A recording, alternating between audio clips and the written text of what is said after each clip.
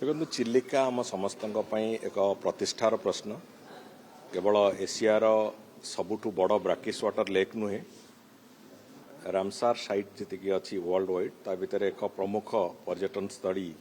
एवं प्रमुख स्थली कहले अत्युक्ति हेनी तेणुक से सबु दृष्टिकोण चिलिका को दीर्घ वर्ष धरिकी पाखापाखि गत 25 वर्ष तले चिलिकार मुहाण खोला होता 25 वर्ष धरिकी चिलिका अच्छी न अच्छी चिलिकार सिल्टेसन केते चिलिकार केते एरिया पोती हो जाइए चिलिकार अवस्था कौन अच्छी चिलिकार सालाइनिटी कौन अच्छी ए बाबद में कहीं चिंता करूँ ताकू आम सरकार आसवा पर आम क्रमान्वय विभिन्न पर्यायर चिलिका डेवलपमेंट अथॉरिटी एवं जंगल और परिवेश विभाग सहित बारंबार बसवा भितर ए भितर गोटे नुआ डेवलपमेंट होता जे आईआईटी मद्रास सहित चिलिका डेवलपमेंट अथॉरिटी गोटे अनुबंधित होता गोटे एमओयू होता जहाँफल आईआईटी मद्रास चिलिकार संपूर्ण पुनर्जीवन दवापाई जहाँ जहाँ प्रक्रिया आवश्यकता अच्छी ताकू नेकी एक डीपीआर प्रस्तुत करिवार कार्य को आरंभ करिसेंती विभिन्न पर्यायर तांको सहित आमर विभिन्न बैठक होता भी आलोचना भी होता विभिन्न दिग को भी चर्चा होता चिलिकारे तार मुहाण जो घुंची घुंची जाऊँगी तार व्यवस्थित केमती करा जिवो चिलिकार जो आयतन थिला अतीत से आयतन पुणी के फेरी पारिबो केमिति सेतरे जो पोती हो जाइए तृतीय कथा होची सेतिरे चिलिकारे आमर जो बड़ी भाव में फ्लोरा फना जो बड़ी भाव से नष्ट होती सी केमिति तार अथरे पुनर्विन्यास हम ये सबू कथा को लेकिन विभिन्न भाव में तार प्रक्रिया को आम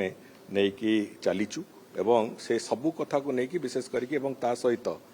सेठी जो नदी गुड़िक सांगे संयोगीकरण होती तार सेठी टूरिज्म पोटेंशियलिटी केमती डेवलप हम तार ये समस्त कथा को आखि आगे रखिकी एक विस्तृत प्रोजेक्ट रिपोर्ट प्रस्तुत करिवार जो प्रक्रिया से प्रक्रिया को आरंभ करचंती आईआईटी मद्रास एवं आज तार गोटे प्रिलिमिनारी प्रोजेक्ट रिपोर्ट रो प्रेजेंटेशन से माने देले तार वास्तव में जो जो दिग गुड़िक करवा कथा एवं तार गोटे रफ एस्टिमेशन केते कौन खर्च हम से बाबद गोटे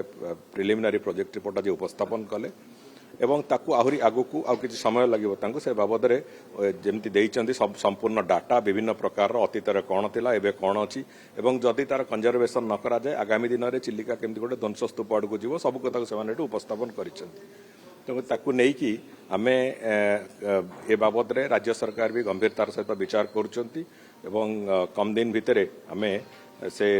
चिलिका डेवलपमेंट अथॉरिटी एवं आमे समस्ते मिसिकी ए बाबद रे माननीय मुख्यमंत्री आगे भी नेक्स्ट राउंड ऑफ प्रेजेंटेशन रहिबो एवं आमे ए जो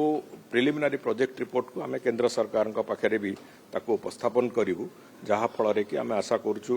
केंद्र सरकार भी से बाबद रे कौन भूमिका रहिबो सरकार से बाबद भी चिंता करा जाउची तेणुक डबल इंजिन सरकार रे चिलिकार कंजर्वेशन चिलिका को आउथरे पुनर्विन्यास करिया पुनर्जीवन दवापाई जहाँ जहाँ आवश्यकता अच्छी ताकू निश्चित भाव में करा जिवो तारी आज एक प्रमुख पदक्षेप स्वरूप आज प्रिलिमिनारी प्रोजेक्ट रिपोर्ट उपरे प्रेजेंटेशन थिला एवं समस्त मतामत भी निया जायतिला।